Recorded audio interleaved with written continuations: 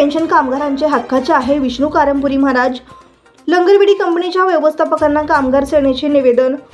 सोलापुरातील महिला विडी कामगारांना फंड व पेन्शन लाभार्थी कामगारांचे खाजगी दलालामार्फत होत असलेल्या फसवणूक व आर्थिक लूट थांबवण्यासाठी शिवसेना उद्धव बाळासाहेब ठाकरे पक्ष प्रणित महाराष्ट्र कामगार सेनेच्या वतीने सोलापुरातील सर्व विडी कंपनी व्यवस्थापकांना निवेदन देण्याची मोहीम सुरू आहे. त्या अंतर्गत लंगर विडी कंपनीत व्यवस्थापकांना वरील विषयी निवेदन देण्यात आले असल्याची माहिती महाराष्ट्र कामगार सेनेचे प्रदेशाध्यक्ष विष्णू कारंपुरी महाराज यांनी प्रसिद्धीस दिली आहे.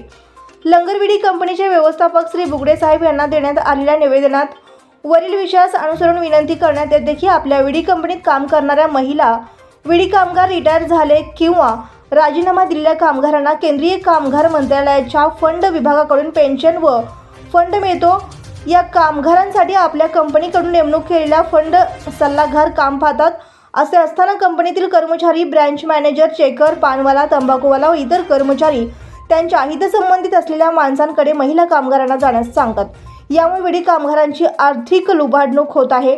तरी माननीयांना विनंती की आपल्या कंपनीतील ब्रँच कर्मचाऱ्यांकडून होणाऱ्या असे गैरप्रकार थांबवून विडी कामगारांचे होणारे आर्थिक नुकसान थांबवावे ही विनंती.